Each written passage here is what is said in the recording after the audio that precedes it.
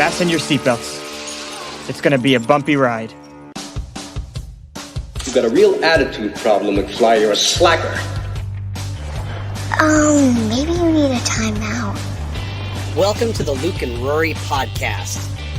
Here are two guys, knuckleheads if you may, who jump in front of a camera and do a Facebook Live show. You know, it's exciting. They've decided to take that Facebook Live show and put it into a podcast. Oh, good for you! Why? Because can you really get enough of Luke and Rory? That's a good one. Meet Luke Weaver, who's known for his dead sexy hair. You're an awful man. You are truly a disappointment to its own. Meet Rory Pitts, who's never found an apple cup he can't be disappointed about. I'm telling you, that man does not look stable. Two guys who went to the same high school, love the same music, love sports, love movies, and love their families. Look at these clowns. Hand-picked monkeys. All right, looks like the boys are caffeinated and ready to go. I want to get some coffee. You want some coffee? That's enough nonsense. Now let's join the show. Sound good? Sound good? Look at that. Flawless victory.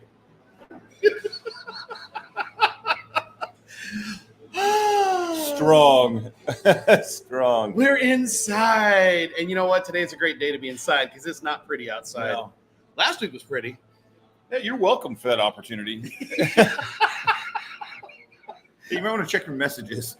I appreciate you doing your one job today, Luke Weaver. First she called, she said, Rory, need to get outside more, so I arranged it, and I'm the bad guy. There's Luke always spinning a pile of chicken crap into chicken salad. Absolutely. All right, nobody's watching. Or you're watching, that's right. You're our number one fan. Bro, it's like my own life, really. I'm my own number one fan. My wife's like, what the hell is wrong with you? Oh. If I may. That's like Luke. I'm Rory. Facebook Live show. Podcast. Yeah. And two grumpy guys drinking coffee in the morning. And Rory in a Christmas shirt. That's right. It's effing May. Hey, it was snowing in the Puyallup Valley yesterday. Hey, it's wash day, okay? Some of us turn our shirts inside out. Rory says, let's dig into the Christmas drawer. Ho, ho, ho. Merry Christmas, and you're welcome. What shirt fits? That's right. Well, I can tell you, this fantastic body's enjoyed too many national barbecue days. What's great about us, too, is that I know you're like me. Like, oh, good. The Wi-Fi's fantastic. We don't, like, we'll be fine. Yeah, we'll be fine. It is what it is. Yeah. God forbid I get rid of shirts anymore. My closet's just the boulevard of broken dreams. Yes. And like, I'll be back. I've got a Foo Fighters shirt. I've never worn it before. I've got a Foo Fighters shirt that's got a skeleton hand with a cup of coffee. Yeah. I got it from the last time I went to the concert in 2018. And that's the same thing. I think I bought it as an extra large with the hopes and dreams of, hey, if I got this shirt at extra large, I'm going to maintain. Yeah. No, I got to wait to go to maintain the shirt in the closet. If I'm going to wear that shirt again in August, oh boy, I'm going to have to fast for 50 days. Fast. Very Christ-like. Yeah. Oh my goodness. Oh, two people are on the show. Hot as balls, dude. All right. Yeah. Yeah, their coffee's always hot. Hey, good morning. Oh, by the way, Electric Coffee House down here in Sumner. get down here. There's some seats today, which is actually kind of weird because every time we've been in here, this place has been packed. So I don't know. How's everybody doing? There's one person, you, and there's a second. Who's the second person watching? Who is that second person watching? I'm trying to share it because sharing is caring. Because sharing is caring. Here we go. Who's watching? Nope. I don't know who's watching. Nobody cares, and I get it.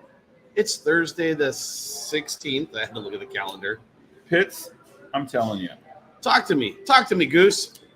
I'm having random moments of driving down the road, and then I start thinking about Maddie graduating high school and leaving college, and I just start crying for no stupid reason. I'm like, am I menstruating? Why am I crying?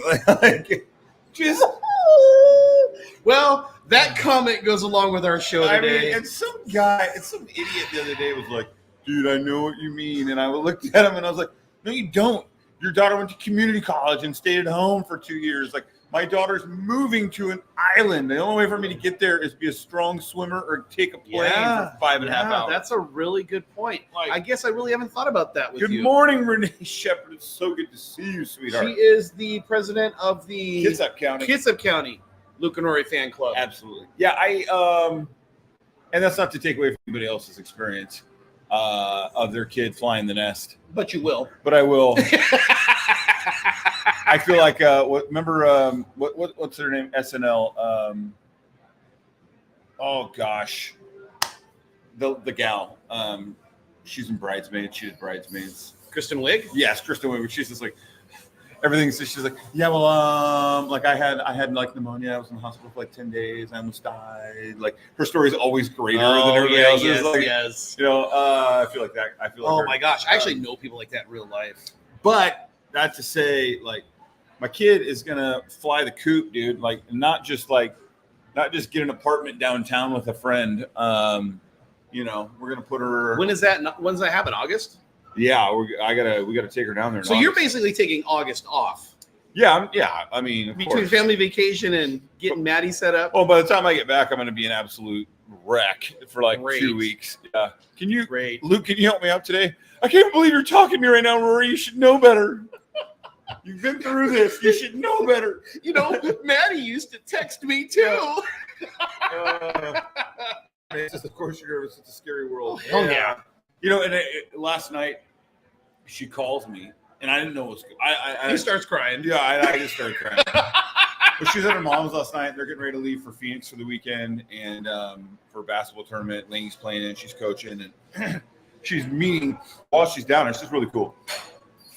Tomorrow night, so her head coach from Chaminade in Hawaii, in the offseason, he lives in Phoenix. Okay. So he's picking her up tomorrow night with 2 basketball players from Chaminade that also live in Phoenix, so their families in the offseason. They were freshmen last year. They'll be sophomores next year. And another girl from FBC that Maddie coaches that has an offer to Chaminade. So they're all going out to dinner tomorrow night. I'm like, oh, that's so cool. Like, fun. But she calls me. She's like, Dad, I need help. And there's a side of me that's like, oh, we got the president of the Kitsap County with Renee. And we got the president of the Thurston County Fan Club with Carrie. Oh, you two loves. Anyway, she's like, Dad, I need your help. And I'm like, there's a side of me that, of course you do. Yes. Dad to the rescue. Rachel's just looking at me rolling her eyes. It's like, I stopped the world, right? Like, yeah, like, Rachel, you wait until it becomes Maverick and Jocelyn. I know. Yep. Everyone quiet. Maddie's calling. Anyway, she was trying to do her deposit for her housing. Okay. And her and Callie, her incoming freshman friend from Utah, were trying to make sure like they had their names down for roommates and all this. And she was having a hard time, and I needed to do the deposit. And so then I ended up getting on there, and then we ended up getting on a call with Edwards, and then I get it all done, and I pay the deposit, and it's like, I get that notification hits my phone that's like, hey, your deposit for whatever for housing has been accepted. And I was just like, like I'm organized and I'm on it and I'm powering through. And then all of a sudden I'm done with it. And I'm like, wait a minute. I just put the deposit down for her housing, because all freshmen, regardless of scholarships and all that, when they just put their housing in, they just got to put down a small $200, like, hey, I'm coming, or whatever. So we did that, and I bawled my eyes out again. It's just I'm loving it, and I know that you know that I'm loving it because this guy constantly gives me crap.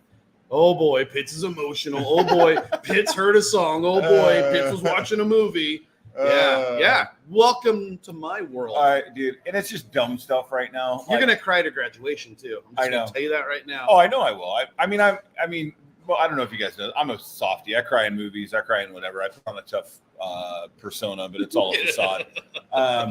Even like yesterday, I'm driving through downtown, and there's the big fair sign across from the fair. Yep. And all the scholarship recipients are being shown on there. Well, Matt is one of the scholarship recipients. Oh, very cool. So I'm like, ah! It's just one thing after another. Good morning, Schweibel. He's at work. He will absorb our wisdom as long as he can. Oh, I love it. Bro, you might get fired if you absorb too much of this wisdom. Be careful. You got his cans of beer. I saw the photo. You got your cans of beer, buddy. I love it. So I'm going to enjoy the next few weeks watching this guy just have meltdowns right and left. Well, and stupid stuff keeps happening. I know. You're going to walk outside and be like, the American flag. Maddie plays in a gym that has an American flag. I know. Well, and Maddie will see this at someone because she usually watches later every week, so she's going to see how also how dumb she's being. I don't know. Last week, we have vacation planned end of July into August. Well, her boyfriend or whatever is graduating from Marine Corps boot camp. So out of nowhere, of course, she floats the idea of leaving our family vacation in the middle of it to go watch Alex graduate boot camp, and I'm just like, you're not leaving my side for the next 3 months. I don't even know what you're talking about. Like, I can't even believe you even say that to me. So, yeah. Anyways, it's brutal in my world, dude. I love it. I love it. I was there. Back in 2015. And then, of course, the other kids are like, oh, what about me? And I'm just like, you'll have your time. All right. Your sister's leaving. Have you no heart? So, yeah, anyway. Well, dude, hearing about your daughter going down to Phoenix this weekend, you told me about your Mother's Day weekend. Yeah. I thought my Mother's Day weekend was crazy. Yours was insane. Yeah. Well, yeah. Unfortunately for the moms and basketball families, they always have a tournament on Mother's Day weekend. I mean, always. Sometimes, just to spite them, they even name it like Mother's Day weekend. Just to be pricks. Hey, guess what, Mom? Yeah.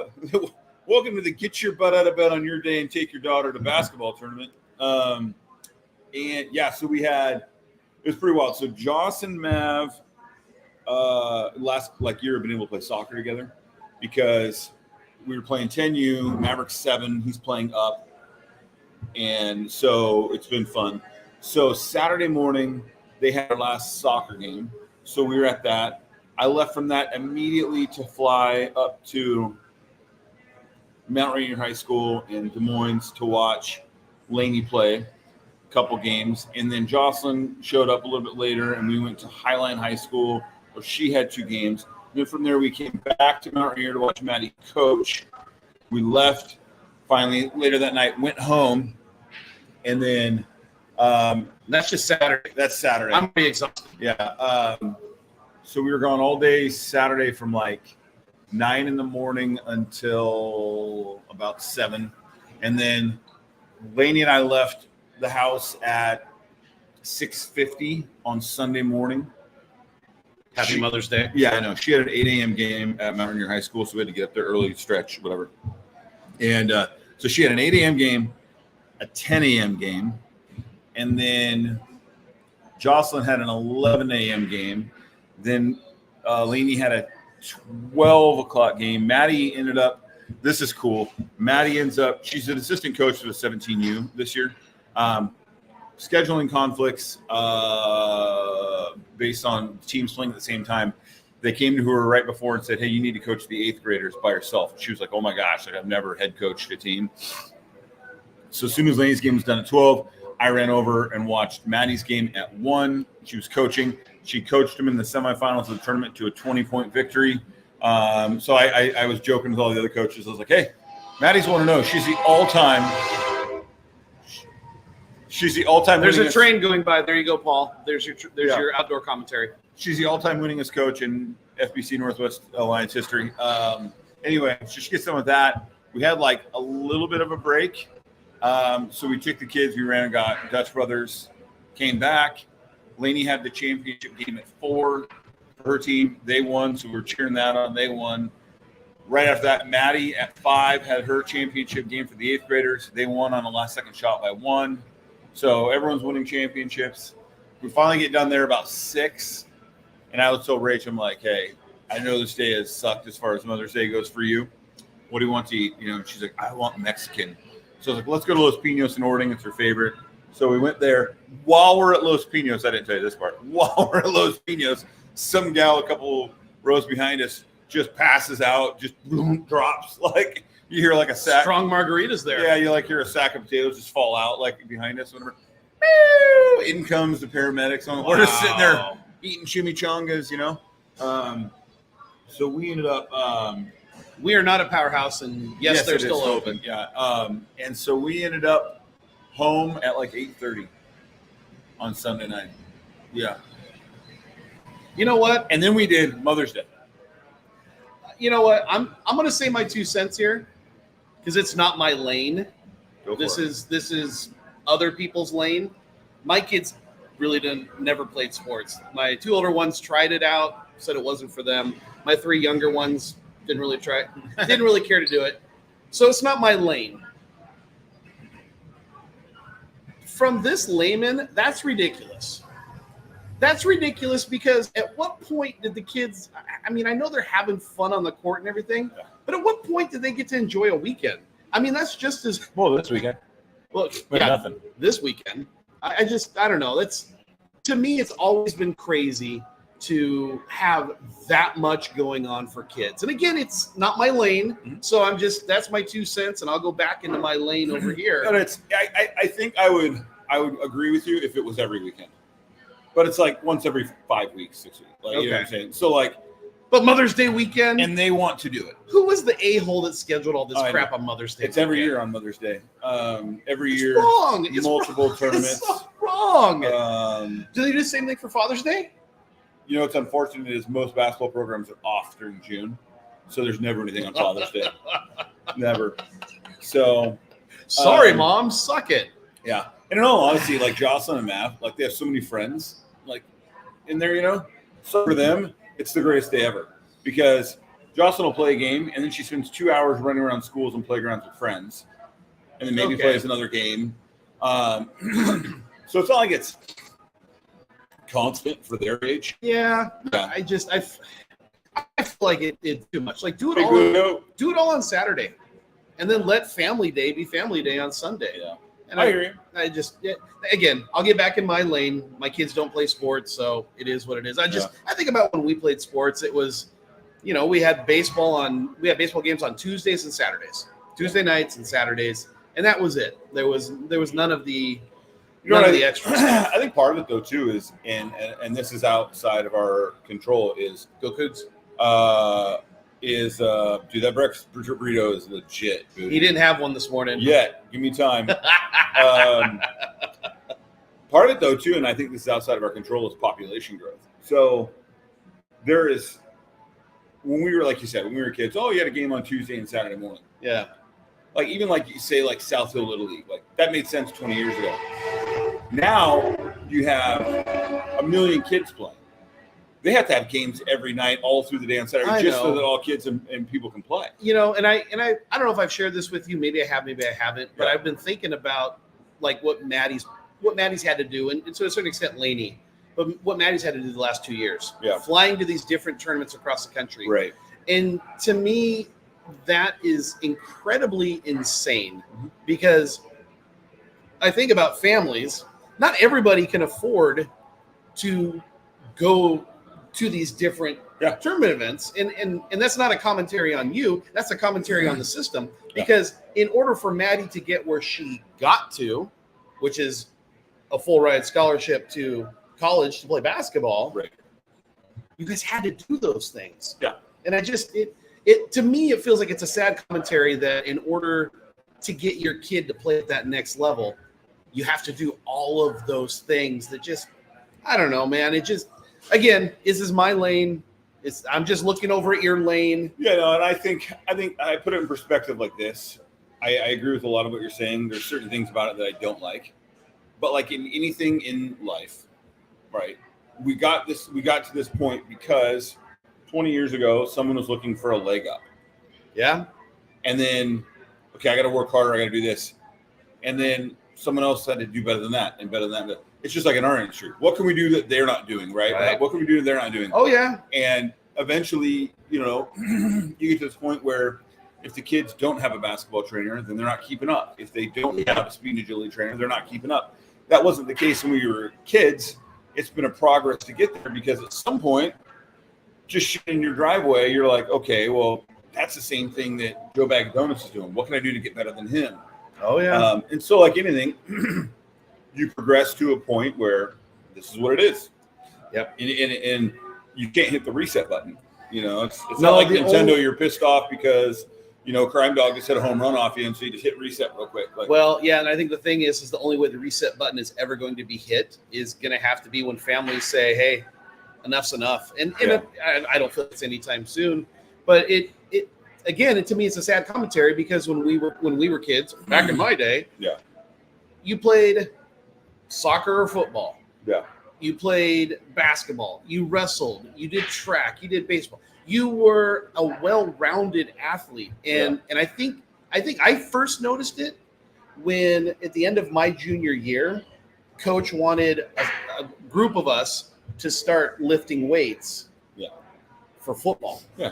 And then I think it became more clear to me when I would hear about football players and basketball players and baseball players have off-season workouts. Now I understand you got to stay in shape because you can't. Not everybody can be Babe Ruth. Sam Buffington. But Good morning. But the thing is that as we've progressed, it's now in your guys' instance for Maddie, it's been basketball, which again, you see the fruit. She sees the fruits of her hard work. So by no stretch am I knocking what she's done. It's just more of a commentary on Society Day. And you hit it on the head. Everybody's looking for a leg up. Yeah. And I just feel like if things will ever change, it will just take families saying, you know what, we just can't play this anymore. I mean, I'll play. This isn't necessarily devil's advocate because I get what you're saying. On the flip side too, I'll say the money aspect, I get there are families that can't afford it. I think there's great organizations out there like FBC that are like that scholarship kids and make sure that kids can have the opportunities if they want and that, they're able.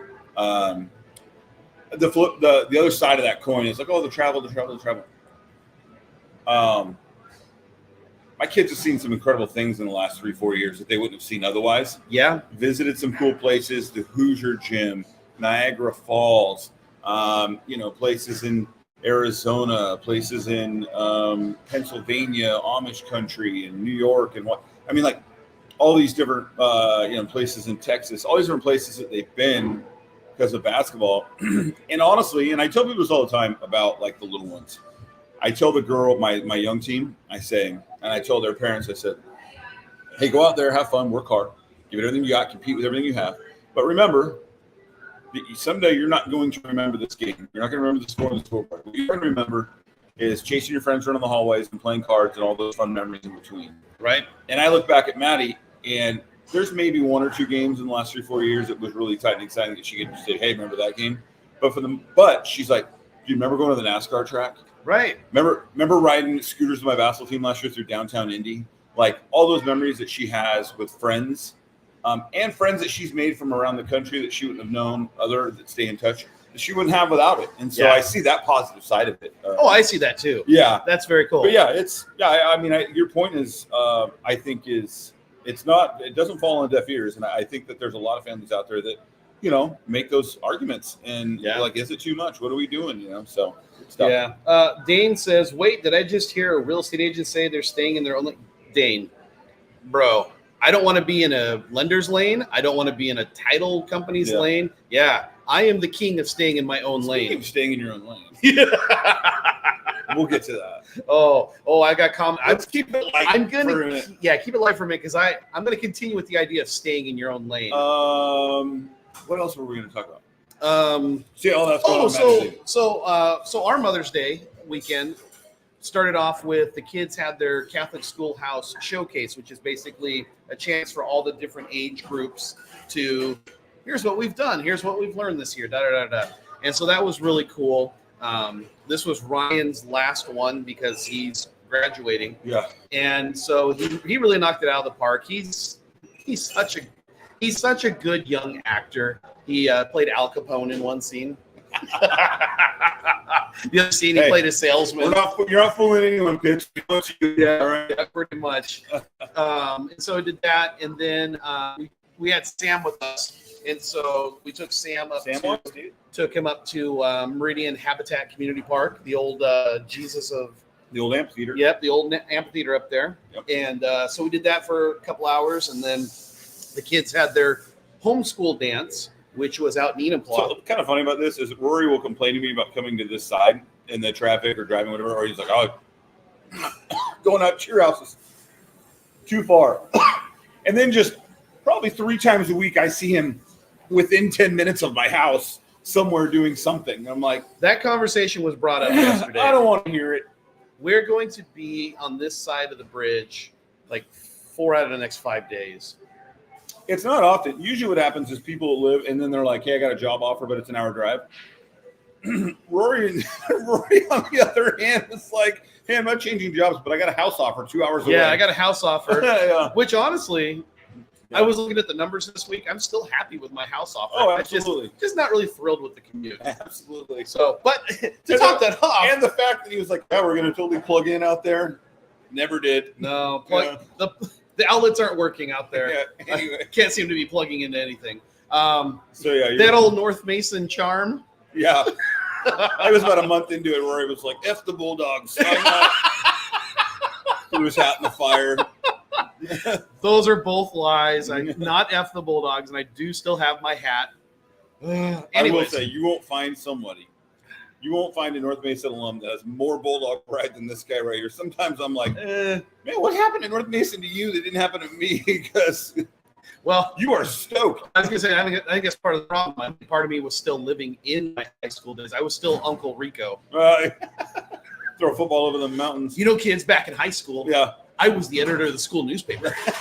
All right. We're done now. Yeah. All right, okay, so Catholic Schoolhouse, so you're out the Habitat. So then we got done with the park, and the kids had their biannual homeschool dance, and it's put on by this group that we found a couple years ago, and they packed the event house out there in Enumclaw, the big old log cabin place out there.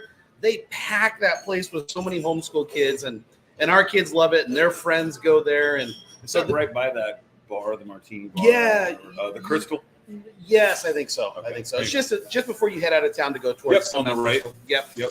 And so this year's theme, or this event's theme, was luau.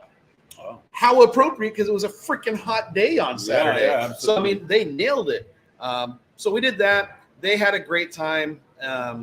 There's a place called the Game Vault, or the Vault, in Enumclaw. Yep. And so Christy and some of her friends went over there to play games and eat snacks. And me and a buddy of mine, we just went bar hopping. We stopped at the Mint, and then we went down to the axe throwing place. This was on Mother's Day? This was on Saturday. Yeah, I was about to say, this dude's giving me a hard time about right. basketball. No. And he's like, so I was bar hopping on Mother's Day.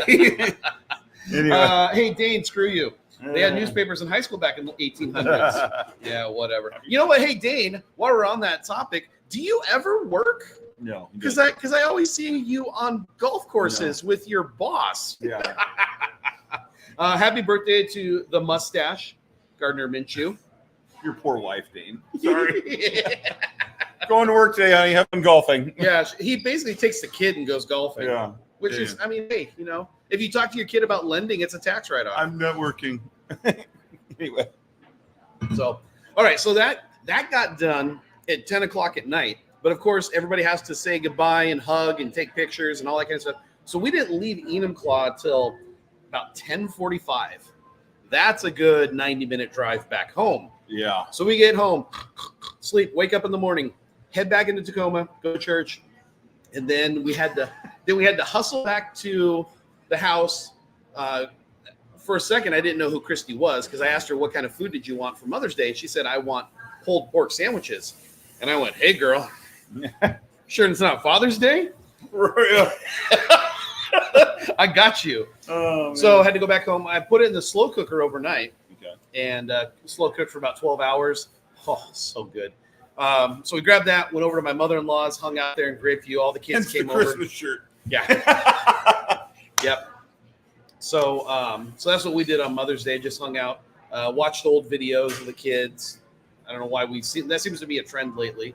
But yeah, so I mean, I thought my weekend was busy, but boy, when you told me about your weekend, holy crap. Oh, it's all busy in its own way. It's Let's see, what does Dane say? Well, when you launch a golf brand that requires content for social media, of course it's working. I love where your head's at. You know what? We should launch a new brand like every week. We should launch. This is why he's got that website, Who is Dane? Because no one knows who the hell Dane is. I have to go to the website every other week just to see what the hell's going on and who he is. Who is Dane? No one knows. His wife created the site. She's like, who's Dane? That's a great question. Let's have a website dedicated to who is Dane. Dane's like, that's it. I am coming down to the coffee shop right now. Just shows up with this kid. Well, I think we should launch a beer drinking brand that requires social media content. I'd be all for that. Don't worry. I don't need a brand to start my drinking habit. I'm doing just fine. Drew! Yay. What's going on, Drew? Oh, Dane. Top of the morning to Love you. you, buddy. I bought camera equipment from Dane before I ever saw him on here. Nice. Nice. See, making love connections right here. Yeah, absolutely. Oh, wait, before you saw him on here. Oh, okay. Wait, I apologize. Good afternoon. Well, it's still morning here. Yeah. It works for us. Yeah, you're fine. Nebraska. I'm just glad you haven't got carried away, man. You're still alive. So before we get all controversial and everything, let's talk about. And I saw our good buddy Sweth live. Sweat. But you know what's funny is it took me a while to call him Sweth because I was always used to the word Seth. So finally I started calling him Sweth. When I went to go work at a job for the point of sale company, there was a guy there named Seth. I called him Sweth a handful of times. Fix your name. One of you. I don't care. One of you fix your name. Okay. Let's talk about the Seahawks schedule. Anchor down, boys. Absolutely. Seahawks schedule came out. I believe it was yesterday. And here we go. Stay anchored. Except cookies. And our good friend Sweth put this out there, and I got a chance to take a look at it. And I think we should talk about this real quick. You're not going to make it easy for me. There we go. Okay. So week 1, we're playing the Broncos. It's not going to be as fun because you know who's not going to be there. But you know who is going to go play at the Broncos. I think at the Broncos. I think Russell Wilson. The Steelers go to the Broncos in week 2. Poor Russ, dude. Starting to feel a little bad for the guy, but you brought this on yourself. Yep. I think you know what. I'm going to look at the picture here because the picture looks so much better. Actually, I'm going to do this for you, Luke, because I love you. Because I see that's Wayne. questionable. See Wayne? I saw. We're good. I saw it earlier. You can just... Derp. I just want to see it here. Except all the cookies. I want all the cookies. Can you see I've eaten all the cookies? Okay. So home games. We got the Broncos, the Dolphins, the Giants, the Niners, the Bills, the Chargers, the Cardinals, a tough schedule. The Green Bay Packers. I think it's a tough schedule. So I'm liking the fact here that, oh, you jackasses. It's a tough schedule. Why are they not showing? I don't care. I'm sorry, everybody. I thought I had this pulled up correctly. Okay, there we go. That's what I was looking for.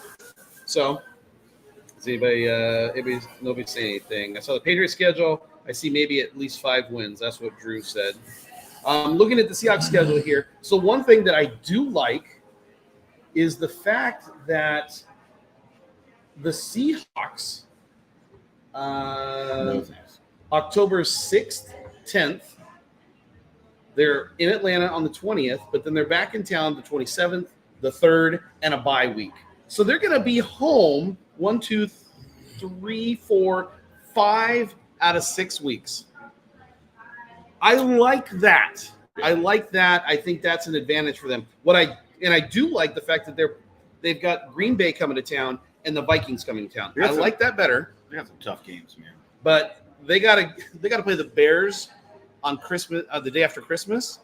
Now it's not that the Bears are a juggernaut, but they got to play in Chicago.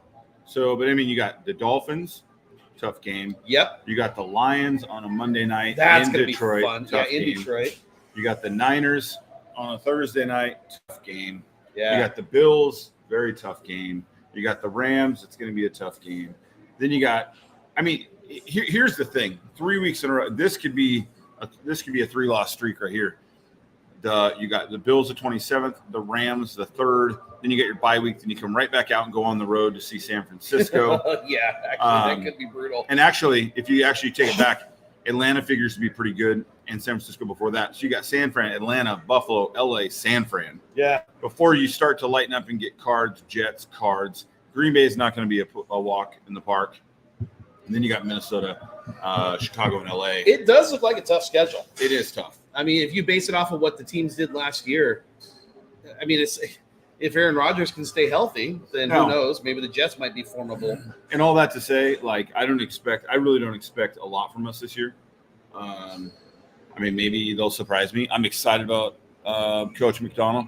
But it's year one of the new regime, so it's going to take some time. And I'm not by any stretch of imagination going into the season going, man, I hope we make the playoffs. So.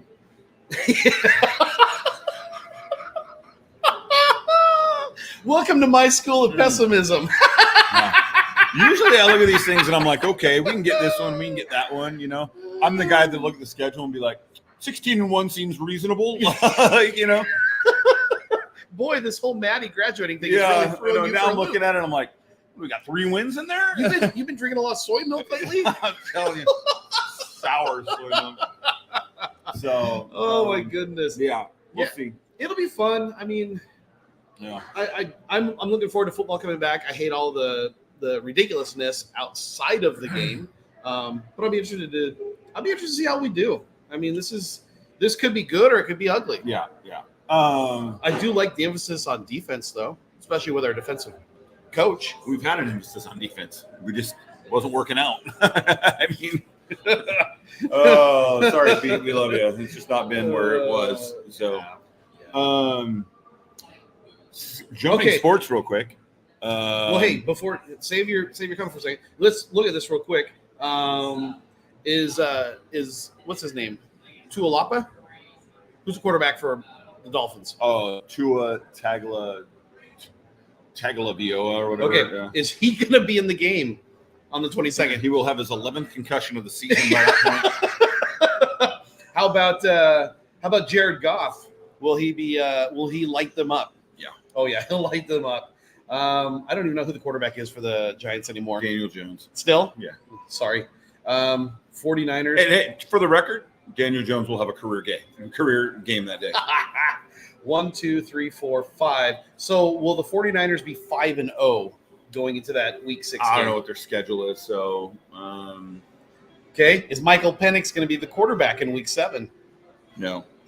And I like what Kirk Cousins said. Kirk Cousins basically said it doesn't do any good to complain. I mean, I'm more pissed if I was Michael Penix. Yeah. Like, I everyone's would like, be oh, too. Kirk Cousins should be pissed. I'm like, I'd have a chip on my shoulder. Michael Penix is already like 28 years old, for God's sake. So, like, he's going to sit there for, all jokes aside, I think he's going to be 24. And what if he sits behind Penix for 4 years? And now he's in his late 20s before he gets a chance to start as a top 10 draft pick. So I'm thinking with the Bills, either the Seahawks defense are going to be all over Josh Allen, or he's going to light them up. He's going to light them up. It's not going to be in the middle somewhere. The problem with Josh Allen is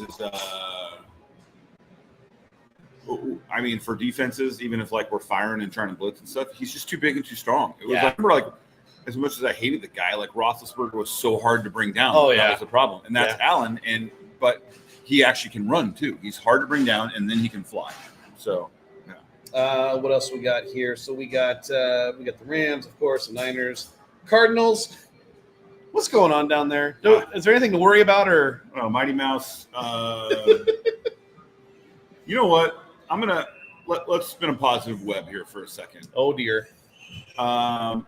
Every year somehow, like Kyler Murray ends up lighting us up because that's what happens in these NFC West battles. You could have the worst season ever. I'm gonna flip it around. I'm gonna say that good old Coach Mack is gonna end Kyler's career. Well, he's got two games in 3 weeks to do it. Yeah, I mean, That's crazy. I do like our top draft pick, Brian Murphy Jr. Like, I like what he's trying to do with that defensive line. Yeah. I'm concernicus about our linebackers. Is Wagner still coming back? No, he's with the Redskins. Oh, sorry, the Commanders. Well, that's a good point. There's a lawsuit. Yeah, There's a lawsuit to bring Yeah. the name back. Yeah. All right, anyways. And so I'm concerned there, but I do like what he's doing with the defensive line and the defensive ends. I think he's going to get a lot out of the defense. You know, like Pete got the most out of the cornerback room. I think Coach Mack is the guy who gets the most out of his defensive line, like his front seven. Yep. And so that could be interesting. You know, you could have, and there's some people out there that are saying, look, it's Aaron Donald's a class of his own. But there are some people out there that are saying, hey, Byron Murphy Jr. could have that, have a pretty serious impact in the middle with his speed and bull rush. Yeah. So that'd be nice. Yeah. Aaron Rodgers, healthy, not healthy. We'll see. I'm sure rooting for him. I'm sure he will drag his left leg behind him for the whole game and throw 5 touchdowns. So it's always something. The guy's never not been injured. Game 1 of the season, hasn't played in a year. He's nursing an Achilles. Green Bay is going to be in town for Sunday Night Football. Jordan Love will light up the Seahawks. Yeah. I have a bad feeling that he's going to get better and better and better as time goes on. Who's the quarterback in Minnesota? Well, here's why. Because Green Bay does things right. They always have with the quarterback situation. They always bring in a quarterback, let him chill for a couple years, and then that's how Aaron Rodgers. He sat behind Favre for a couple years. Love sat behind Rodgers for a couple years. Yeah. That's how they do it. Josh Allen doesn't have Diggs and Davis in the receiving core. Yeah. No, I don't think it's gonna matter. Who is the quarterback? Oh, fine. So he'll rush for 120 and score 3 touchdowns. So I know who they drafted. The Vikings drafted the kid out of Michigan. Oh, JJ McCarthy. Yeah. So, but I can't remember who the quarterback is. I don't know who the main quarterback is. Let us know, Drew. I'm sure you know. Well, it was Cousins. It was Cousins, and then he went somewhere else. Then you got the Bears on the week 17, which again, it's in Chicago. It's the day after Christmas. I don't like that, but it is what it is. The Seahawks had to play Christmas Eve in Tennessee. How dare you play on Maddie's birthday, Chicago? I know. Yeah. Rude. And then that's Sunday Night Football. Oh boy. And then that's a flex game. And then the Rams to be deferred. They'll lose it that day. Oh, look at they're saying it's either Sunday or Monday, depending on the records and where we're at. So that's weird. Yeah. Sunday or Monday. All right. Well, there's the Seahawks schedule. Yay, Seahawks. Good morning, Kaylee Peterson. All right. You wanted to talk about something before I said no, let's I was just going to say the Mariners are looking pretty sharp. I was listening to some of the experts on ESPN the other night, and there's a couple of them that are saying the Mariners are now their pick for the World Series. And I like their reasoning. Their reasoning is this: just let them get into the playoffs, and then you have a situation like where, remember when the Diamondbacks just rolled out Randy Johnson and Kurt Schilling? Okay, and there's just like nothing you could do. Like, all they needed to do was score like 2 runs, and they guarantee the win. And that's what they were saying on ESPN that day. Like, look, let the Mariners get in the playoffs, and then they're rolling out Gilbert, Castillo, George Kirby, like Brian Wu, Bryce Miller, like that starting 5. They're saying it's the best starting 5 in baseball. Like, what are you going to do? Like, if they're limiting everybody to 0, 1, 2 runs, it could just be one of those situations like just let them get in the playoffs and they'll beat anybody in a 5-game series because there's no way that they don't get at least 3 wins, off the starting pitching every time. So, which I think is a fun point, actually. Well, I'll give you my reasoning. They're the Seattle Mariners. Yeah, that's a great point. They'll find a way to miss it by 1 game. Couldn't get to the World Series and we won 116 games. So, there's that. That is still heartbreaking to me. I know. That was such a fantastic season. I was in boot camp, and I got the paper on Sundays, and I remember getting the paper that Sunday. Like I saw the paper, I'm like, okay, we're going to play the Yankees, and then it was a week, and I get the paper on Sunday, and we're knocked out, and I was like, what is going on? Are you kidding me? Yeah. I went to the last game of the season, and all they had to do was beat A-Rod. That's all you had to do was beat A-Rod, and you're going to have 117 wins. Instead of having a tie for the all-time record, you could have owned it. It's like kissing your sister. God forbid. Yeah. All right. I'm going to get controversial. You ready to get controversial? There's 5 people here. You ready to get controversial? I'm leaving. I'm telling you right now, if you find it controversial, there's other things going on in your life. Of course, that's just my point of view. So, You want to? Yeah, go ahead. I watched it last night. good. I'm glad you watched it. So as many of you may have heard, For the record, before you get into this, oh, look at Dane. Let's get controversial. I love it. And before you get into it, I've really made a point in the last couple of months. I'm not on social media much. I don't watch the news. I don't check the news. I had no idea what the F you were talking about. Okay. And so I had to do about an hour last night of research. I had to watch the video, which was 20 minutes. And then I was like, that doesn't seem like a big deal. And then, so then I just typed his name into Google, and I was like, oh, apparently it is a big deal. And then so then I spent about a half hour, 40 minutes just reading and kind of collecting so that I could be in this discussion. Yeah. So go ahead. And I'm glad you did all that because I want you to be in the discussion. Dane, you're wrong. You're wrong. Here's what I believe, Dane. If dudes can use girls' bathrooms, we can have pineapple on pizza.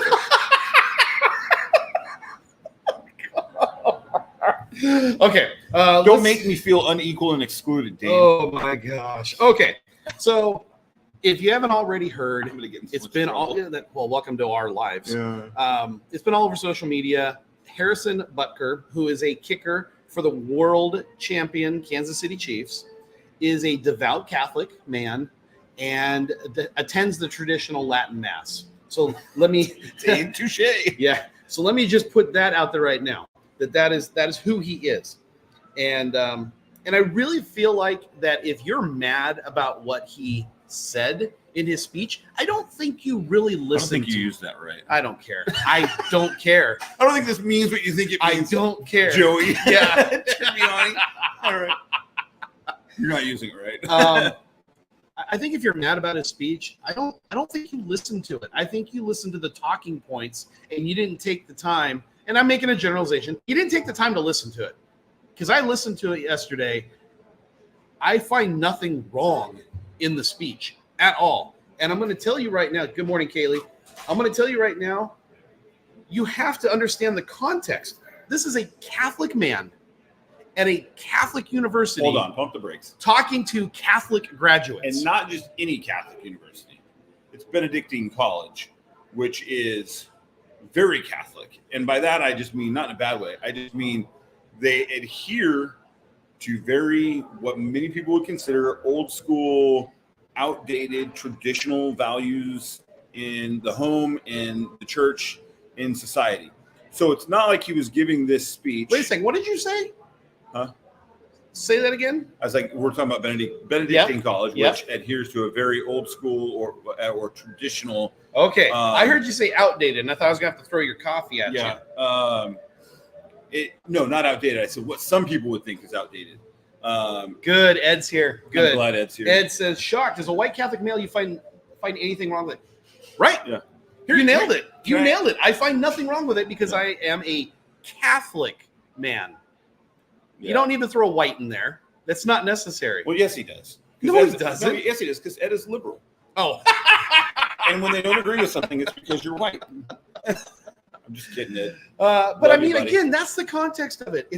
He's a Catholic man at a Catholic university giving a Catholic speech to Catholic graduates. I think that's the most important thing here is that he wasn't talking at whatever you want to. He wasn't talking at Columbia. He wasn't talking Tech at USC or whatever. Yeah. Right. He wasn't even talking to his alma mater. He was talking to. His speech was spot on for his audience. Yep. The more irritating thing for me is agree or disagree with it is how many people who are not part of the Catholic Church, a church, any church, or share the same values have to then go out and drag him through the mud and drag Catholics through the mud. Like, who cares? He wasn't talking to you. Like that would be like me and you having a conversation in my house, and I'm telling you a point like, hey, well, whatever, because it's applicable to you and I. and Ed or whomever coming into the house and being like, well, that's because you're a white guy from Graham or Greatview or wherever. Like, who the F cares? Stay in your own lane, dude. Like, why are you in my house right now? Like, and I get like it's out on YouTube and all that kind of stuff, but like, go watch it. Don't just see what they're putting on social media. I see stuff all the time from other viewpoints that I don't agree with. Right. And I don't go, well, that's because you're a bearded man from Pennsylvania and I disagree, so I'm going to write an article about it and drag you through the mud. You know what, Ed? And I'm glad you brought that up. If the women in the audience didn't agree with it, that's what matters. And I'm going to tell you right now, what did you hear? Yeah. What did you hear? Because everybody on social media who does not like this speech is saying that he was being misogynistic and basically telling women to get in the kitchen, be barefoot and pregnant. That's not what he said. I wish I was Amish, Ed, because I wouldn't have to deal with your crap because I wouldn't even have a TV. Let me get to that point in a second. Actually, I was just in Pennsylvania, and Lainey and I just checked out some of the Amish communities, and there is a deep-seated part of me that wishes I was. All right. So a couple of things from the speech. I made some notes here. He talked about overcoming adversity, which Hold again, to your point, real quick. Sorry, but what you were just saying to Ed, it's on the same thing, like the women and blah blah blah. I don't know if you saw the cameras and how many women gave him a standing ovation. All of them. And then I know that someone will go, oh, they felt like they had to and blah, blah, blah. We're going to get to the women. Regardless, he didn't even tell any of the women that they had to do. He was just like, hey, maybe consider this. Lean into it. Like, there's nothing wrong with it, and take the context that his mom is an accomplished physicist. So it's not like he believes that they shouldn't have careers or anything like that. He's just saying, hey, there's nothing wrong with this. Well, I'm going to go and jump to the women part of it because I put in here the speech presents women as capable achievers, but suggests that true fulfillment may be on embracing traditional roles in Catholic teachings. Yeah. So again, if you haven't listened, he congratulates, and he breaks it down. He doesn't just talk to the women, he talks to the men too. And we'll get to that part in a second. Yeah. But he tells all the women, he congratulates them for their achievement. Yeah. That's not disparaging. He's congratulating them for the hard work that they've done in the 4 or 5 years that they've had to get their degree. Yeah. What he talks about, and I think this is where a lot of people miss it, is he critiques the societal lies. And the thing is, you have to realize that society has been telling women that you have no value. Something's wrong with that. Unless you're a girl boss. Yeah. You have no value unless you're a girl boss. And what he's saying is, that's a lie. Moms and homemakers have great value. Girl bosses have value. You all have value. Why are you not a girl boss if you're running a house? Be a girl boss and run the house. Well, I'm going to tell you right now who's the boss in my house, and it ain't me. Oh, yeah. Oh, yeah. I know who the boss is. Yeah. But I mean, that's the thing is he wasn't telling women. And I saw a friend of ours. I don't know if he's going to jump on here or not. I saw a friend of ours who had posted something about a meme that was made where Harrison Butker is now in the kitchen making sandwiches and cooking stuff and doing the dishes. And I'm thinking to myself, you didn't listen to the speech because that's not what he said. He was actually saying the opposite. He was trying to tell these women, these Catholic women, that you have value. If that's what you want to do. Right. If you want to be a girl boss, you have value. If you want to be a stay-at-home mom and raise children, you have value. Yeah. And in our society, and you can't deny it, our society has tried so hard to downplay the importance and the roles of moms and homemakers. And that is what really infuriates me about people who are not listening to the speech. Yeah. They're taking him completely out of context. It's kind of funny too about what Jamie posted. Looks like here's the bus. Yeah, what Jamie Fawcett posted. And I'm not making fun of Jamie. It's the Chargers, whatever. Hey, Chargers, what's your record against the Chiefs the last 10 years? How many Super Bowls have you won? Do you think Harrison Butker cares what meme or whatever you put out with him in it? He's the highest paid. I think he's the highest paid kicker in football. He owns several Super Bowl championships, including championship or Super Bowl records, and has 3 Super Bowl rings. I'm certain he doesn't care what the Chargers are putting out there. Exactly. Yeah. And the other thing is, he's at home having a delicious sandwich from his wife. If you listen to the speech, he gets really emotional when he talks about how wonderful his wife is. Yeah. Again, you can't get that from reading it. You can't get that from looking at a clip off of. I'm getting all your texts. You can't get it without listening to the speech. He gets very emotional talking about his spouse and how she has been awesome. Again, when I hear these things about the Catholic Church holds women back, no, we don't. You're hearing what society is telling you. If you want to understand the Catholic Church more, you want to understand our values and our traditions, come check it out. Because the thing is, I'm not holding my wife is graduating next month. Drew, mofos losing their mind over that speech. I know. It's kind of funny. But think about that. My wife is graduating next month. At no point did I say, no, you can't go to school. Yeah. Nope. You got to stay home. You got to be barefoot and pregnant. Nope. It's just, it dumbfounds me when people are so ignorant. Yeah. And don't know what they're talking about. Well, here, aside from like the ignorance, what cracks me up is why do so many people care? Like, right? If you're not Catholic, why do you care? It doesn't. You didn't go to Benedictine. I read all these articles last night. I read like 8 or 9 articles from like different journalists about it, and I was like, and then I researched them, and I'm like, okay, you're not Catholic. You never were Catholic. You're not even this, you're not even that. And I'm just like, I don't, why do you care? It doesn't affect you. Why do you care? He's not even talking to you. It blows my mind how people just want to have an argument or just, or just want to insult somebody so bad that they go out of their way to have commentary on something that's irrelevant to them. Yep. Like, he didn't go into your home and tell your wife that she should do this. Right. He didn't go to your place of work and tell all the ladies in there that they should go home and make sandwiches. He wasn't at the Super Bowl parade. Yeah. Giving a speech. Yeah. Ed, yes. Okay. Social media didn't follow the species, 100%. It's just, it's, you know, and Ed, I love you, buddy. Like, I grew up with you. And Ed and I have always been like this, which I appreciate. I have no idea how I went to the same church as you because we came out totally different. But it's like I heard what your father was saying and you didn't because he was your dad. Oh, man. And we're canceled. Ed, when you visit, I'm going to buy you a beer. Or that's right. Or Ed. sorry, a martini, whatever it is that you drink. Lemon drop. Yeah. Ed moved to the Midwest. Yeah, I know you did. Dang, man. Hey, we're gonna. I hope things are working out for you. We're gonna go visit you.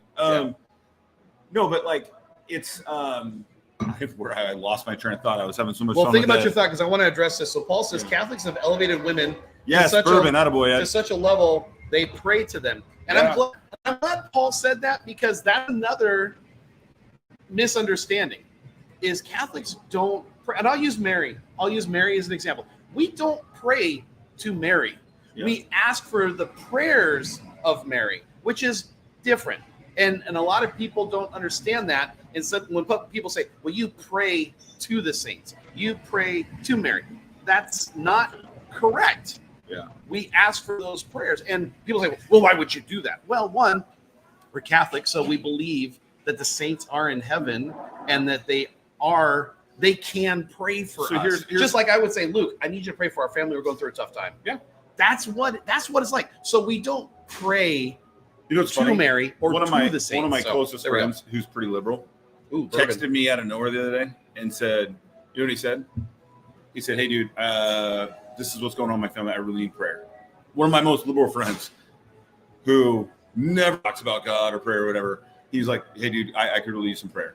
You know, and I'm like, it's kind of funny how no one ever needs God until they need God. But here's my thing. Like Ed says here, shocked as a white Catholic male, you don't find anything wrong with it. I don't find anything wrong with it, no matter what color I am. But here my point is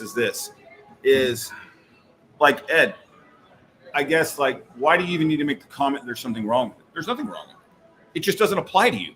Yeah. Like, there's nothing wrong with anything. Like, there's nothing wrong with there's a lot of things that like I may not agree with, but if it doesn't apply to me, I just don't care. I just carry on with my I just what's that Forgetting Sarah Marshall, where Aldous Snow, played by Russell Brand, by the way, freshly baptized Christian Aldous Snow. Wild, by the way. That's like the biggest, I know. biggest liberal to conservative turnaround you've ever seen in your life. We're talking about a guy who has substance abuse problems, sex addict, all kinds of like wild. Anyway, Yeah. But when he goes, and this is how I am with most things, like people hear this and they don't agree, and they're like, I got to get on social media. I have to write an article. I got to do a podcast about it. Who cares, right? Well, I mean, that's what we're doing right now. But all the snow, well, we're like protecting though, right? Like, That's right. So, but all the snow goes, they're like, he's like, hey, did you listen to my whatever, my demo? Well, and he goes, yeah, I was going to, and then I just, kind of went on living my life.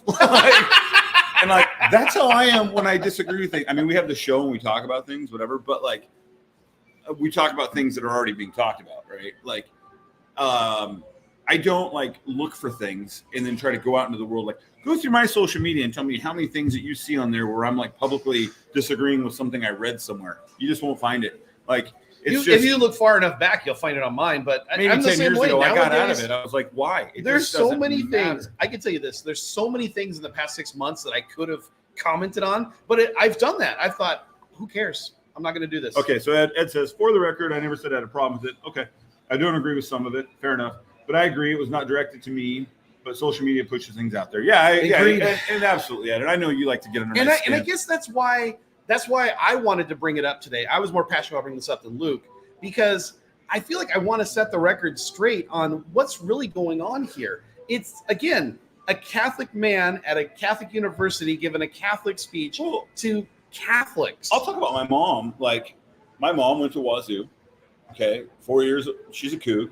Okay, she went into the workforce. She was successful in the workforce. Had a career. Kids started coming. She became a stay-at-home mom. And if you ask my mom about it, she would sit there and tell you how rewarding it was and how much she love you. Be good, man. If I don't push the leftist agenda on here, who will? And he won't say hi if I don't. Fair enough. We'll see you soon. Thanks, Ed. But I'm saying she talked about it all the time. Most rewarding thing she ever did.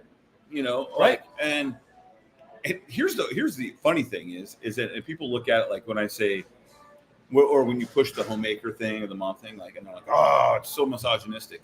I wish upon all that my life could be dedicated just to taking care of my kids and helping them do their thing. I would walk away from real estate tomorrow. If you were like, hey, don't worry, check in the mail every week, you're taken care of, raise your kids, threaten me with a good time. There's nothing in this world I would rather do than just hang out with my kids and raise them and make sure that they have a good head on their kids. Let me ask you a question. Yeah.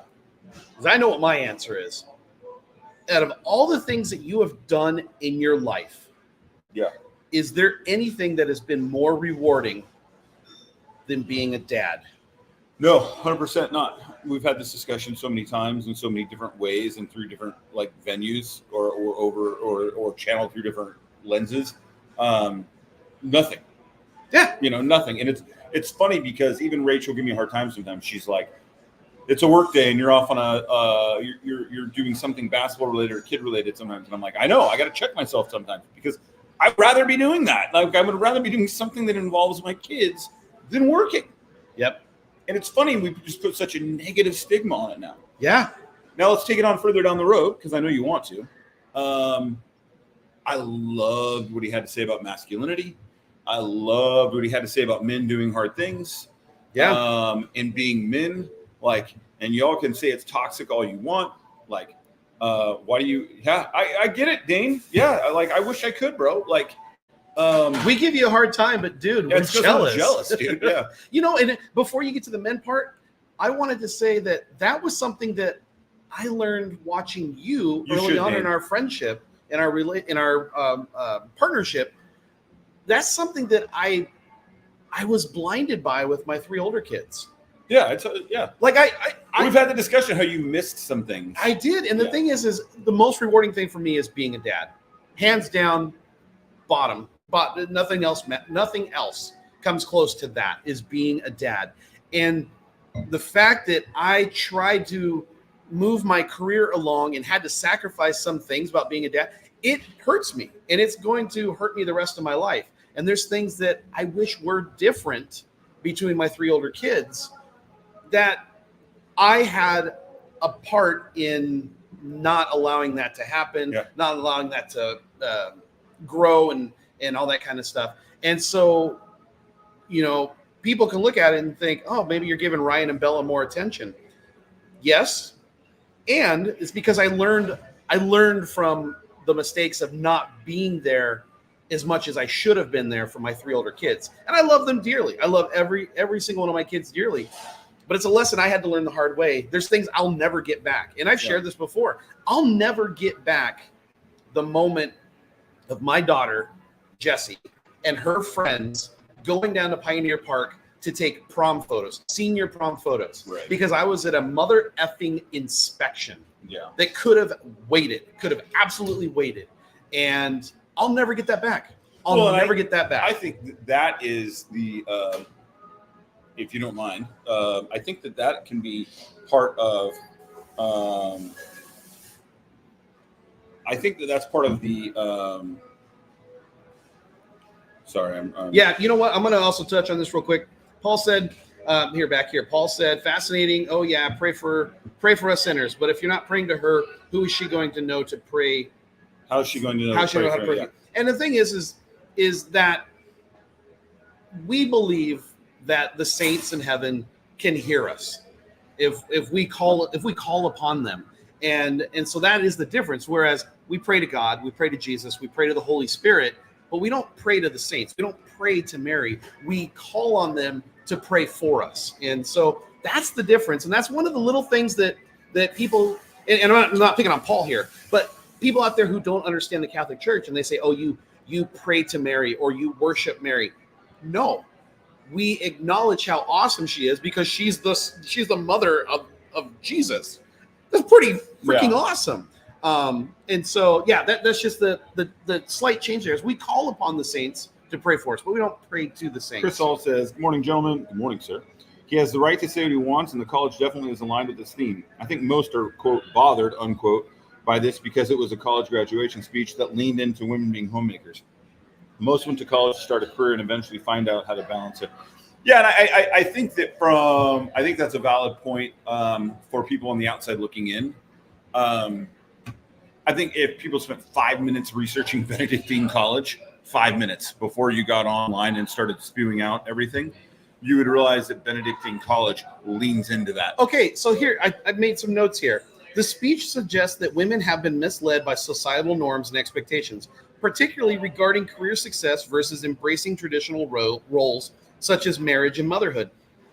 The speaker emphasizes the importance of prioritizing one's vocation and suggests that many women may find greater fulfillment in embracing traditional roles rather than pursuing career success. So he's suggesting it. Yeah. And the thing is that it's something to contemplate. Well, and I think that what people don't realize is that Harrison Butker's mom is an accomplished physicist who had a career. I don't think he's poo-pooing that idea at all. He's just making, hey, there's this side of things too. And Benedictine College leans into that. And I think Chris's comment is well said in the sense that, like, that's why people get immediately or like, oh. But if they spent 5 minutes researching Benedictine, okay, so as a woman going to school, going to college, they would not be at Benedictine if they didn't place value on these ideas and beliefs, and regardless of whether they're going to school or not. And I can tell you that after we listened to this speech yesterday as a family, Bella has brought it up to me and said, hey, I want to go into this field and I'm interested in looking at Benedictine College because it fulfills my Catholic faith and it can help me take a look at having a career. And she even said, I would want to look for a career where I could do things and I could still be a mom. Well, then there's the idea too, and I don't think anybody's thought about this, is like, go to school, okay, you get your degree, maybe you work for a couple of years, right, before kids come along. So it's like, okay, you're providing, you're putting away a nest egg, you're doing whatever. But also, what if you have kids at 23, 24, 25, they're all out of the house by your early 40s, and you're like, well, now I want to go to work. but you have your degree already. Like you're ready to enter the field. Like there's more to it than just, they just went to school because they want to start a career, blah. Maybe they went to school because they wanted to study theology. Yeah. And like I studied theology at PLU by happenstance. Yet here we are. And it was one of the most rewarding things I've ever done. I know. Really messed me up. But anyways, so then pushing on that line. Okay, so the women thing. Okay, guys, Rachel, can you have lunch ready when I get home, please? Well, hey, Dane says, being a stay-at-home parent the last couple of years and being able to watch my child grow up at such a young age and bonding with him through all of this is one of the greatest life experiences I have ever had. It's been so tough in so many aspects, but my bond with him is so incredibly strong because of that time. And I'm eternally nailed it. Let's see. Hey, can you go up to Paul Twible's comment? I didn't get to read it. He said it was supposed to make me cry. Oh, it's this one right here. One of the greatest things ever was Rory sleeping in the cab of his truck with his son at the Walmart in Pullman so they could go to the Coug game the next day. What a great father-son moment. Good on you, Rory Pitts. Yeah. Oh, that is a tearjerker. Yeah. That is a good moment. Yeah. I was going to comment on the missing prom thing. I think part of how he says the greatest lie society ever sold is whatever, but with the women thing, I think the other side of that is that as men, sometimes we put some pressure on ourselves to be that provider or whatever, that we forget things like being at prom photos being important because we put the value on, no, I'm providing right now. Yes. You know what I'm saying? And so juggling that is difficult, but that leads into the masculinity thing. And I posted on this a while ago and actually had a really good response to it. So you guys all know, I have 3 daughters, and then finally Maverick came along and gave me another vote in the house. And it's great. And so Rach and I lean into teaching him to be a masculine, strong boy, right? Yep. And when I leave, to take the girls somewhere for basketball or whatever we got going on, if I'm not going to be home, the last thing I tell him all the time is, okay, you're the man of the house now. If something happens, I expect you to step up, protect your mom, protect your sister. You're taking care of things. You know, it's your job to do this. Make sure the garbage gets out. Do I expect it to really happen? No, he's 7. And if something broke into the house, my wife would beat the hell out of him before they even got to him. But I'm laying the foundation. We're laying the groundwork for our expectations for him as a man someday. I expect you to flex a bit on people. I expect you to be strong. I expect you to lean into the storm, and do things and hold the door open for women. Yeah. Pull their chair for them. Yep. Open the car door. Refer to them as ma'am, even if they want to be called sir. No. Paul says 4 women, 2 men. Your toilet seats are down, aren't they? No, man. Boy, howdy. But here's the thing, though. And I had a good response from the people who I posted that on Facebook. I was like, hey, we lean into this. This is what I teach my son. And there's a lot of people. It was all positive. And I think that I honestly think that 99% of society is okay with that and leans into that. It's always just the squeaky wheel idiots out there that are that masculinity is not a good thing. And the thing is, there is toxic masculinity out there. We recognize that. Andrew Tate is a great example of toxic masculinity. But there is healthy masculinity. What you're teaching your son is healthy. Yeah. Well, and if you ask most women, I'm sorry, let's be realistic here, okay? If you go on spring break, let's just say a spring break into the Florida Keys or something, and you're watching that debauchery just unfold before you, how many of the young women are there looking for a snivelly, yes, ma'am, simp? Yeah. Who or are they looking for the bravado, the strength, you know what I'm saying? The confidence. The confidence. The cockiness. Carry yourself with your shoulders back and your chin up. But not the toxic masculinity. Yeah, there's a difference. There totally is a difference. And the thing is, do you think so people say, well, Luke, you're raising your kid to be a toxic masculine young man. No, I'm do learning you him to be a badass. Do you think your wife for any moment is going to allow that to happen? You're going to respect your mom. You're going to respect women. You're going to be a gentleman. Well, can I say, like, and I'll say this is like, there's a Rach. I wish you were on here. There's just say her name and then I don't know. Mark Zuckerberg will tell Rachel. her. Rachel Weaver. There's a side of Rach, as tough and as bad as she is, that loves the fact that I was in the Marine Corps. That loves the fact that she feels safe around me. That loves the fact that I'm 6'6" and the size I am. Like there's a side of her, and that I act the way I do. Like she'll say, "You're a prick, but I love you." Like there's a side of her that, like, yes, he's a prick, but also he's my prick. Like, you know what I'm saying? Like, and she doesn't have to. She has said before, her biggest worry with me is that I run into the danger. Like I'm that guy that will run into it, and which reminds me of a comedy bit. But anyway, I just if the message, let's get back to it. If the message doesn't apply to you, just move on down the road. Right. I mean, did you see that there was a change.org petition? Oh God! To have the Kansas City Chiefs cut him because of the speech. You're an ass. You're an idiot. You're just a freaking ass. Okay, so if I have a football team and I have Christian values, and there's a oh, I know where this is going. And there's a there's someone on the team that has some liberal views that I don't agree with, I should be able to cut him. You would freaking lose your minds and say I'm not being. No, that's not the way it works. And here's the other thing: is so many people out there that are upset with what he said. But you're okay with NFL players beating their wives and girlfriends and being reinstated?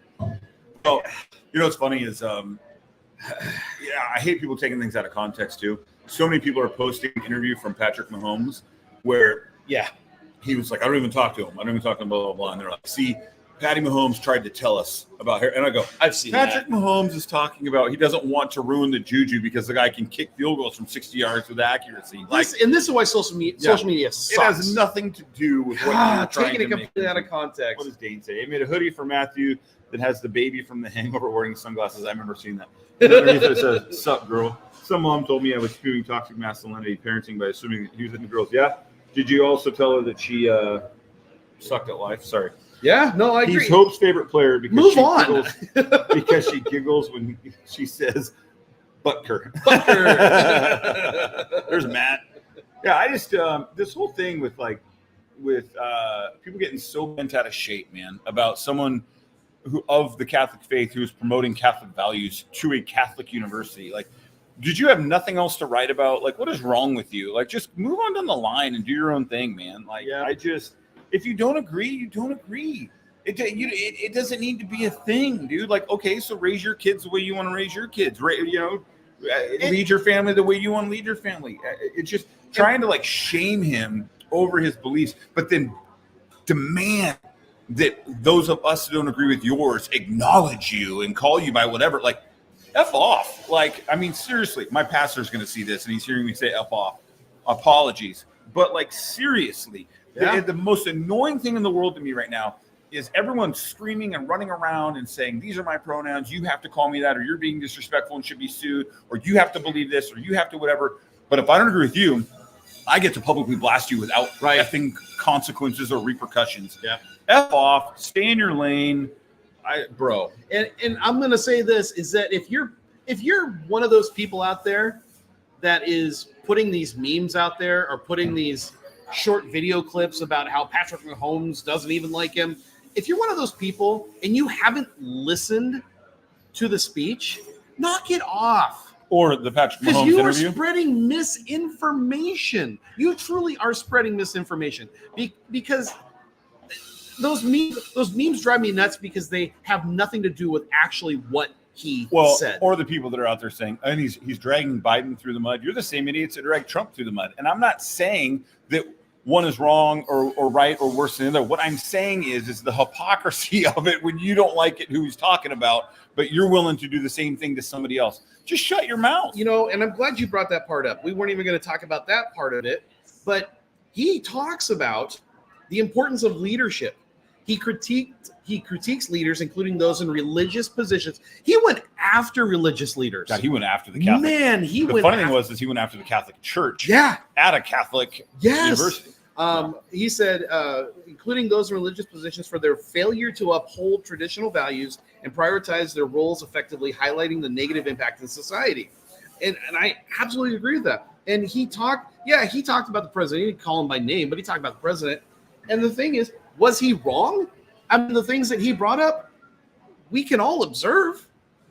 I mean, it's not like he's just magically pulling things out of the air. We can all observe the things that we saw. Yeah. Paul says, I'll defend their right to express their opinion, but may also slap them upside the head. Absolutely. Yeah. It just irritates me. Absolutely. It's just Drew says, I'm glad I'm out here. Yeah. It's not even the fact that like opinions are different to me at the end of it. It's just the hypocrisy of it. And that's the thing for me. Like, I treat everyone pretty square. Yeah. Okay. Even if I don't like agree with you, or I don't agree with your lifestyle choices, or whatever, I treat everyone pretty square and respectfully. Okay. That doesn't mean I want your views or your beliefs in my house, right? Right. And you may not want mine in your house, and that's fine. Yeah. And that's fine.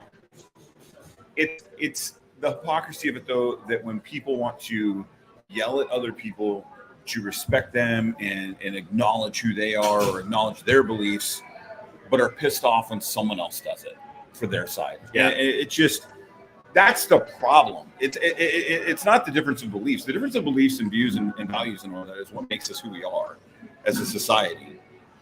It's the fact that there's people out there that demand that their views be respected, but don't want to do the same for others. Don't want to respect your views. And so he wasn't talking to you. Just move on down the line. If you listen to it and you're irritated, just be like, oh, he's not talking to me. Yeah. Move on. Yeah. Still not going to the Catholic Church. Still not interested. Okay, move on. Cool. But there was nothing in there that he said that was derogatory at all. You know what? Hilditch, are you on here still? Like, Hilditch and I, here's the weird thing. Here's the crazy thing.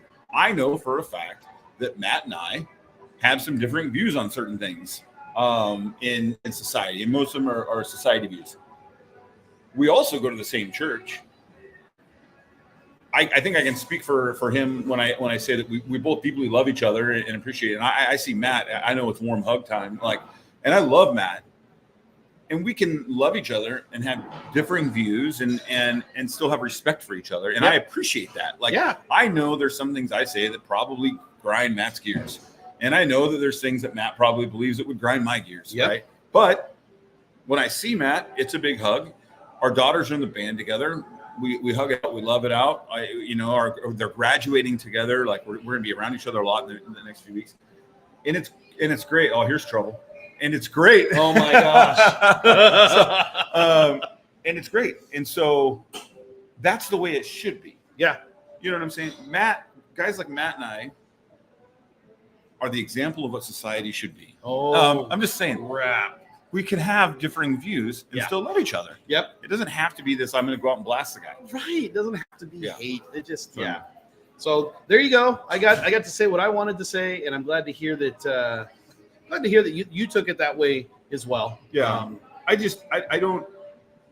know that you and I are more in line with Harrison's viewpoints on a lot of things.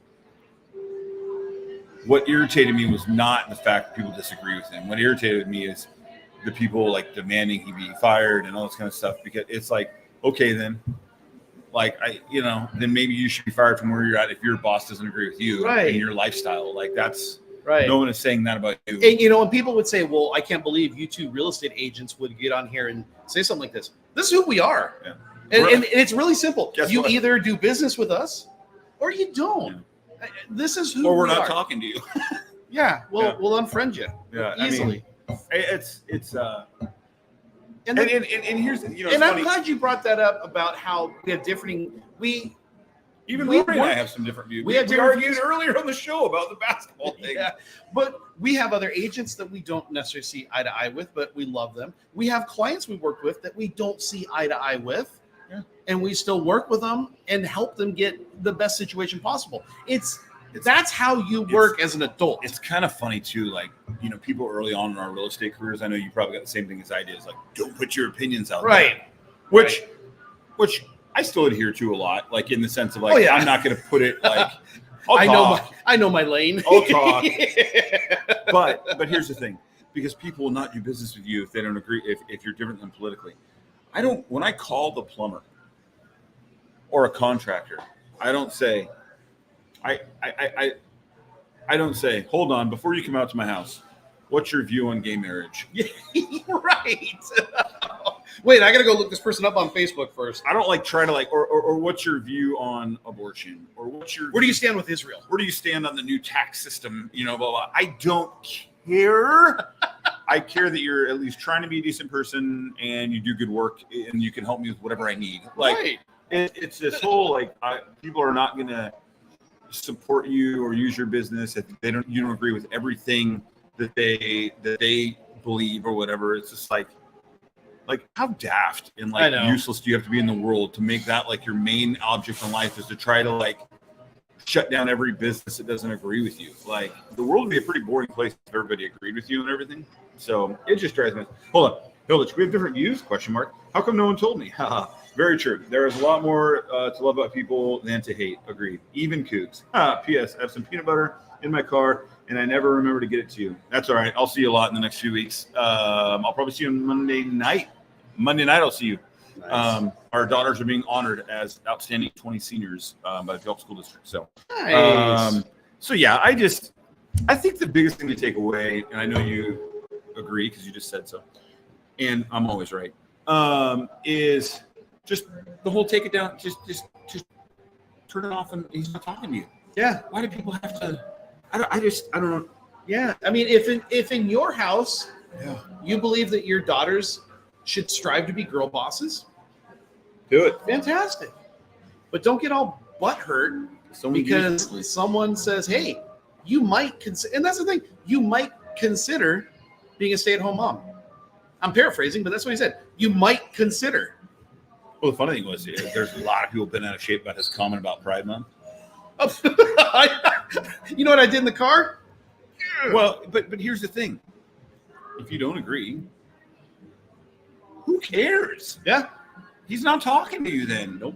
You have your Pride Month. So have it. Like, yeah. You know, like, but he doesn't have to agree with you. That doesn't mean he's a bad person. He just doesn't agree with you. Like, you know, it's just one of those things that drive me nuts that, like, if you don't agree, it's got to be this, we have to cancel you and all that. And the whole, you know what? I was listening to some music yesterday. What? I'm reminded, like, I'm probably going to end up getting him canceled here. Alan Jackson. Again? I was listening to country music in the car yesterday, and I have, like, different playlists. So one of my playlists I put together recently is country summer. So it's just, like, fun country, like, upbeat.